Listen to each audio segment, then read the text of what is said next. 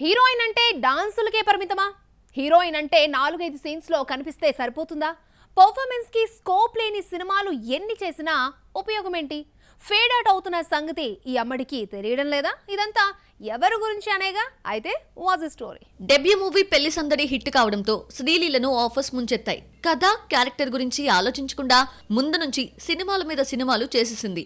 మధ్యలో iron leg Mudra పడ్డంతో offers తగ్గాయి. పుష్ప 2లో కిసిక్ పుణ్యమాని మళ్లీ గాడిలో పడిందనుకుంటే రాబిన్ హుడ్ ఫ్లాప్ అయింది. భగవంత్ కేసరి హిట్ తర్వాత వరుసగా ఇది 4వ ఫ్లాప్. ఆదికేశవ ఎక్స్ట్రాడినరీ మ్యాన్ వచ్చిన సంగతి తెలియనే తెలీదు. గుంటూరు కారం కమర్షియల్ గా వర్కౌట్ కాలేదు. ఫ్లాప్లు ఎన్నొచ్చినా శ్రీలీల మాత్రం మారలేదు. క్షణం తీరిక లేకుండా డేట్స్ ఇచ్చేస్తోంది. చిన్న పెద్ద అన్న తేడా లేకుండా అందరితో జతకడుతోంది. పనిలో పనిగా హిందీలోకి కూడా అడుగుపెట్టింది. అంతా బాగానే ఉన్నా గుర్తుండిపోయే రోల్స్ చేయడం లేదు. క్వాంటిటీనే చూసుకుంటోంది గానీ క్యారెక్టర్లో క్వాలిటీ గురించి ఈ అమ్మడికి పట్టడం లేదు. క్రేజీ హీరోయిన్ అన్న ఐడెంటిటీ తప్ప మంచి పెర్ఫార్మర్ అన్న పేరుతో శ్రీలీలకి పని లేదు.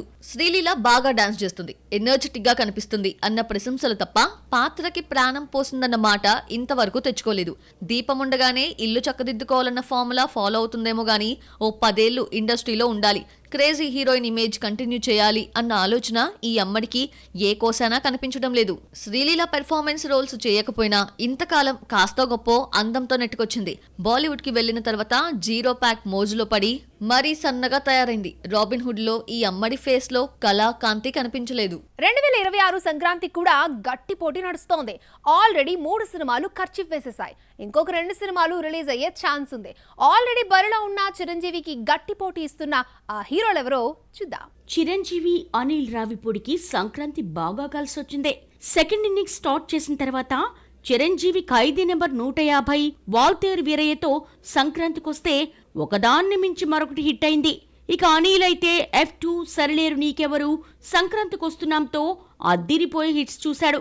ఈ ఇద్దరూ కలిసి వర్క్ చేస్తున్న సినిమా కూడా సంక్రాంతి సెంటిమెంట్ నే నమ్ముకుందే. ఏం మిస్ అయినా పర్వాలేదు కానీ సంక్రాంతి మిస్ అయ్యే ఛాన్స్ లేదంటున్నాడు అనిల్.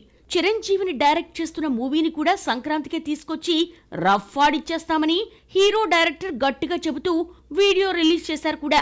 ఎన్టీఆర్ ప్రశాంత్ నీల్ మూవీ కూడా సంక్రాంతికి వస్తున్నామని పోస్టర్ వచ్చినా సంక్రాంతి రిలీజ్ కష్టమే. షూటింగ్ మొదలైనా ఎన్టీఆర్ ఇంతవరకు సెట్స్ పైకి వెళ్లలేదు. ఈ హెవీ ఓల్టేజ్ యాక్షన్ డ్రామా కోసం ఎన్టీఆర్ సన్నగా తయారయ్యాడు.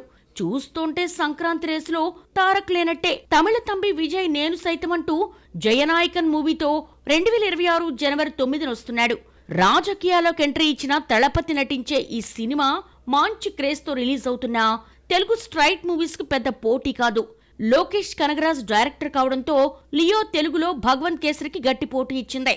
జయనాయకన్ డైరెక్టర్ వినోద్ కు తెలుగులో పెద్ద క్రేజ్ లేకపోవడంతో విజయ్ సినిమా పెద్ద పోటీనే కాదు. సంక్రాంతి బరిలో చిరంజీవి, విజయ్ సినిమాలు కన్ఫర్మ్ అయిపోయాయి. ఎన్టీఆర్ రావడం లేదు. ఈ లెక్కన మరో పెద్ద సినిమా, ఒక యంగ్ హీరో మూవీ పండక్కి రావడానికి ఛాన్స్ ఉంది. ఈ అవకాశం నవీన్ పోలిశెట్టి ఉపయోగించుకుంటున్నాడు. మిస్ శెట్టి, మిస్టర్ పోలిశెట్టి తర్వాత నవీన్ నటించే సినిమా అనగనగా ఒక రాజు కూడా 2026 సంక్రాంతి రేసులో ఉంది. దేవరా జపాన్ లో రిలీజ్ అయి 5 రోజులైంది. ప్రమోషన్ కోసం తారక్ అక్కడికి వెళ్ళినప్పుడు జపనీస్ చూపించిన ఆదరణకు ఫిదా అయిపోయాడు. మరి సినిమా జపనీస్ కి నచ్చిందా లేదా అని యంగ్ టైగర్ ఫ్యాన్స్ వెయిట్ చేస్తున్నారు.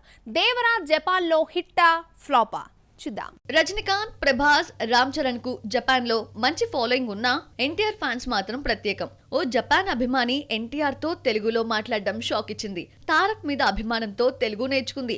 దేవరా ప్రమోషన్ కి తారక్ జపాన్ వెళ్తే జపనీస్ చూపించిన ఆదరణకు హీరో ఖుషి అవుతూ వీడియోస్ షేర్ చేసుకున్నాడు. ఆ రెస్పాన్స్ చూస్తే దేవరా జపాన్ లో హిట్ అవుతుందన్న వాతావరణం కనిపించింది. ఎన్టీఆర్ జపనీస్ కి దగ్గరైనా దేవరా మాత్రం దగ్గర కాలేకపోయింది. మొదటి రోజే ఆశించిన రీతిలో వసూలు రాబట్టలేకపోయింది. RRR జపాన్ లో రికార్డ్స్ క్రియేట్ చేయడంతో దేవరకి కూడా మంచి రెస్పాన్స్ వస్తుందన్న నమ్మకంతో ఉంటే కథ అడ్డం తిరిగింది. ఈ స్టోరీని జపనీస్ ఓన్ చేసుకోలేకపోయారు. కొడుకు తండ్రిని ఎందుకు చంపాడన్న క్లైమాక్స్ పాయింట్ తో కన్ఫ్యూజన్ కి గురయ్యారో ఏమో గానీ దేవరా జపాన్ లో నిరాశపరిచింది. ఊర్వశి రౌతేలాను బాలీవుడ్ మర్చిపోయినా మనవాళ్ళు మాత్రం వదిలిపెట్టడం లేదు.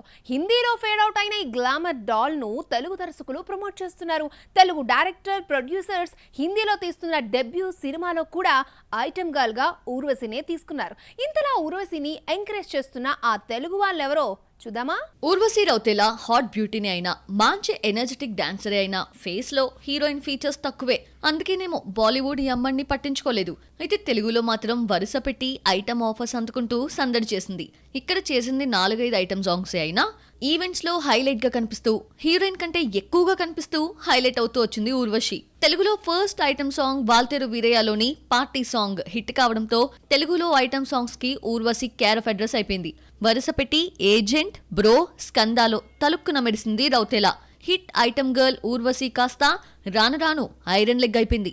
4 సినిమాలు చేస్తే వాల్తేరు వీరయ్య తప్ప బ్రో, ఏజెంట్, స్కంద నిరాశపరిచాయి. హ్యాట్రిక్ హీరో బాలయ్య ఆశీస్సులతో డాకు మహారాజు హిట్తో ఊర్వశి ఫామ్లోకి వచ్చింది. అప్పటి వరకు ఊర్వశిపై ఉన్న ఐటమ్ గర్ల్ ముద్రని డాకు మహారాజు చెరిపేసి ఇంపార్టెంట్ రోల్ ఇచ్చింది.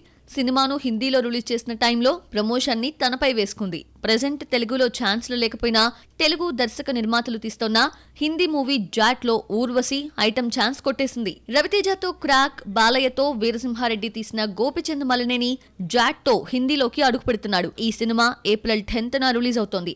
హైప్ క్రియేట్ చేయడానికి ఐటమ్ సాంగ్ లిరికల్ వీడియోని రిలీజ్ చేశారు. డైరెక్టర్ నమ్మకాన్ని వమ్ము చేయకుండా ఎనర్జెటిక్ గ్లామర్ పెర్ఫార్మెన్స్ తో ఇంప్రెస్ చేసింది ఊర్వశి. క్రాక్ మూవీ రీమేక్ గా జాట్ రూపొందుతోందన్న టాక్ వినిపిస్తోంది. మక్కీ దించేయకుండా బాలీవుడ్ కి తగ్గట్టు మార్పులు చేర్పులు చేసి జాట్ తీశాడని తెలిసింది.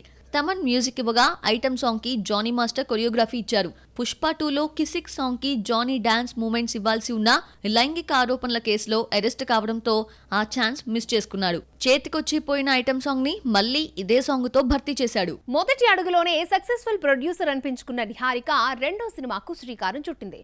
సొంత బ్యానర్ పింక్ ఎలిఫెంట్ పిక్చర్స్ పై రానున్న సెకండ్ ప్రాజెక్ట్ లో హీరో ఎవరో తెలుసా?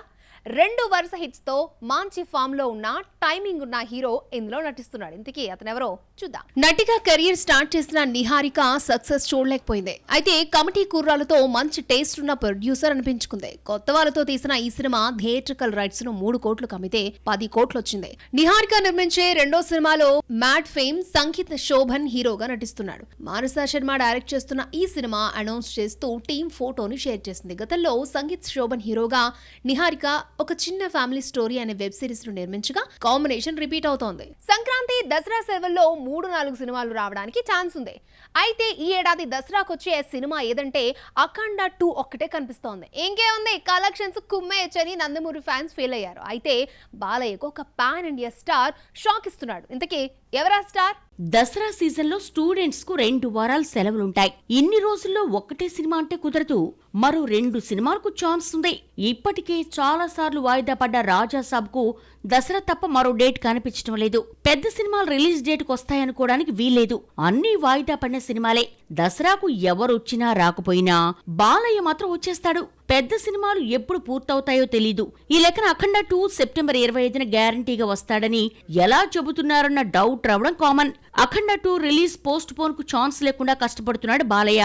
సింహ, లెజెండ్, అఖండ తర్వాత బాలకృష్ణ బోయపాటి కలయికలో 4వ సినిమా అఖండకు సీక్వెల్ గా రూపొందుతోంది. అఖండతో పూనకారు తెప్పించిన బాలకృష్ణ బోయపాటి తమన్ కాంబో తాండవం మొదలైంది. టైటిల్ థీమ్ తో రిలీజ్ చేసిన వీడియోలో పూనకాలు లోడింగ్ చేశాడు తమన్. సింహ, లెజెండ్ మాదిరి అఖండ కూడా యాక్షన్ మూవీనే అయినా బాలయ్యను అఘోరాలా కొత్తగా చూపించి సక్సెస్ అయ్యాడు బోయపాటి. మరి అఖండ 2లో బాలకృష్ణను ఎలా చూపిస్తాడు అన్న ఆసక్తి నెలకొంది. భారీ అంచనాలకు తగ్గట్టు బాలయ్య క్యారెక్టర్ ను ఎలా డిజైన్ చేస్తాడు, సీక్వెల్ కథను మరింత ఇంట్రెస్టింగ్ గా ఎలా తీస్తాడు అని ఫ్యాన్సే కాదు అందరూ ఎదురు చూస్తున్నారు. అఖండ 2 మొదలైందో లేదో సెప్టెంబర్ 25న రిలీజ్ అంటూ ప్రకటించారు. ఎట్టి పరిస్థితుల్లోనూ దసరాను మిస్ కాకూడదన్న పట్టుదలతో ఉన్నారు మేకర్స్. దీంతో నాన్ స్టాప్ గా షూటింగ్ చేసేస్తున్నారు. బాలయ్య లేకుండానే కుంభమేళాలు షూటింగ్ పూర్తి చేశాడు బోయపాటి. హిమాలయాల్లో భారీ షెడ్యూల్ పూర్తి చేసుకుని వచ్చిన చిత్ర యూనిట్ మళ్లీ అక్కడికే వెళుతోందట.